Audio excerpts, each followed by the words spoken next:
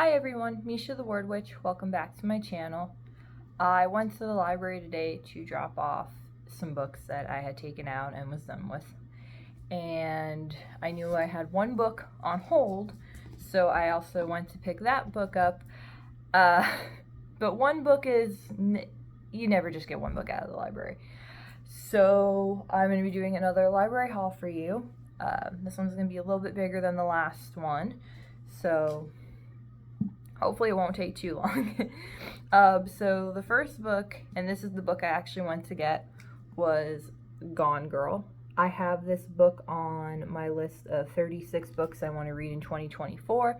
I will link that blog post down below in case you want to know what are the 36 books I'm trying to read. And every month, or the first of every month, I do a update for what I did in the month before. So May 1st, there'll be an update for April. So you can see what I've read, how many of these books on my list I've read, if I DNF'd anything, stuff like that. So, got this one. Okay, the next book I took out is called The City of Stardust. That cover, like, it's gorgeous. Like, this is a beautiful cover. I read the inside of the book and it sounds interesting. So I'm looking forward to reading it. You know, I've never read anything by this author, so I'm really excited for it. But yeah, just aesthetically, that's beautiful and that's right up my alley. The next book I took out is called Hex Life, and from what I'm gathering, it's a compilation of tales or short stories about witches from a bunch of different authors. It's mentioning authors like Kelly Armstrong, Rachel Caine, Theodora Goss, Sherilyn Kenyon, and many more. I probably butchered that last one. My bad. And I love anything witchy, so I'm really excited to read this and see what it's about. The next book I took out was The Book of Magic. I read Practical Magic by Alice Hoffman last year, and I did like it. So I'm interested to see what this book is like. I mean, and honestly, yet again, another stunning, another beautiful book. The next book I took out is called Witchcraft, A History in 13 Trials. Not tales.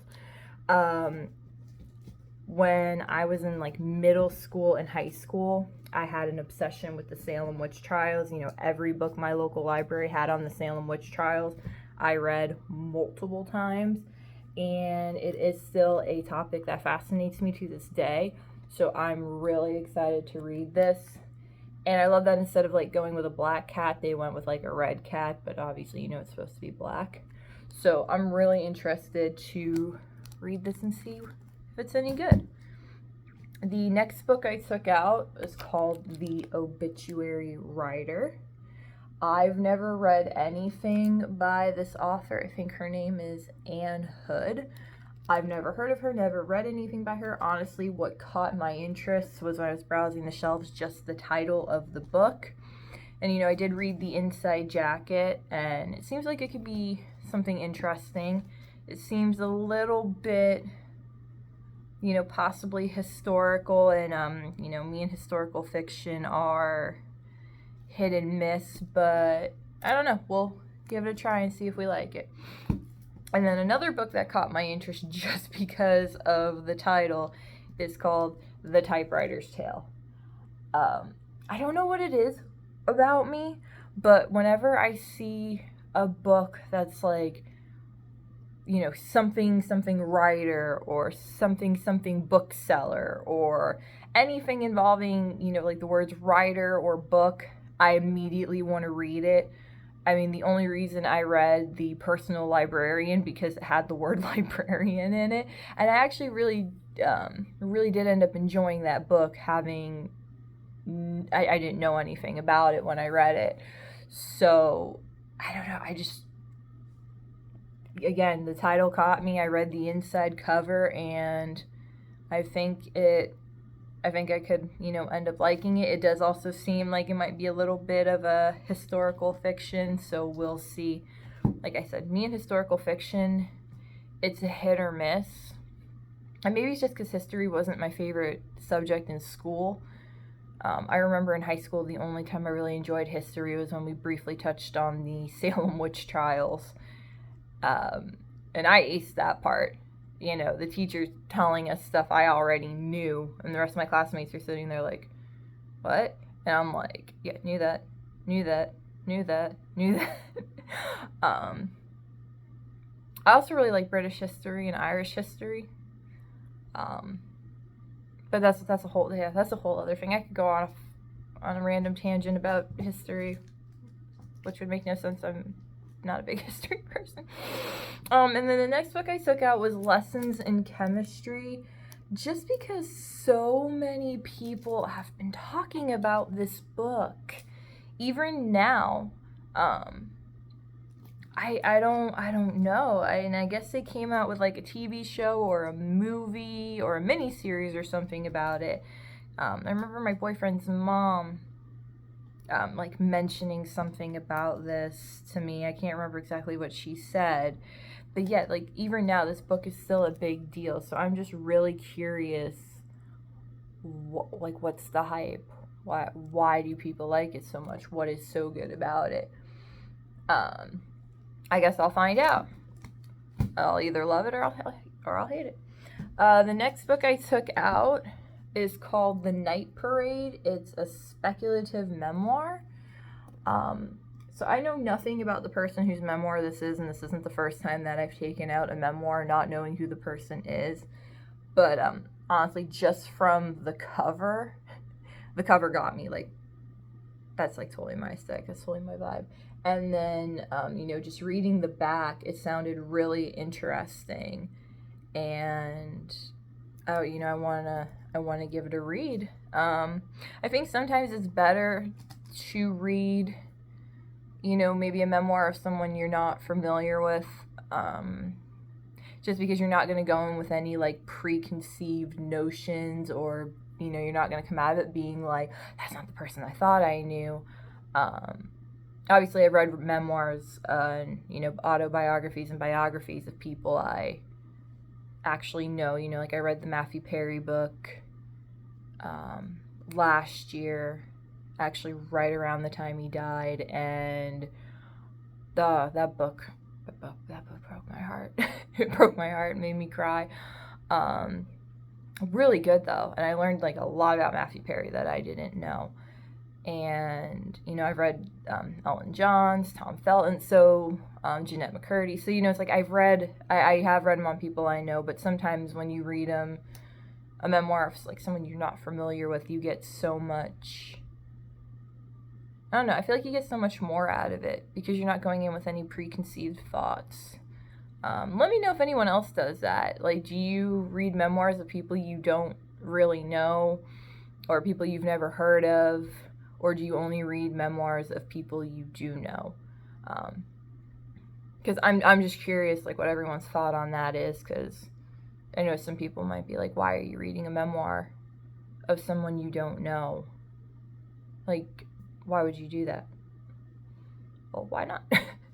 Okay, so the next book I took out was The Princess Bride. I gotta be honest, I've never seen this movie.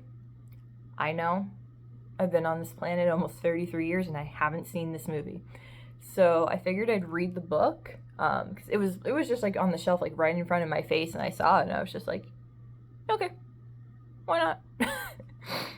That's basically my only reason. I've never, it's not on like my to be read list or anything, but I just saw it and I'm like, why not? And the next book I took out is called Wizard's First Rule. I've never heard of this author. I've never seen this book, and apparently it's based off a new television series, Legend of the Seeker, which is a television series I've never heard of. Actually, when did this book even come out? Why do I feel like this maybe came out way before I was born? 1994. Okay, I was 3 in 1994. So, yeah, this isn't a series I ever heard of. I might have to Google this and see, like, did this series actually become a show or what? But, in true fantasy form, it's pretty thick. 836 nope.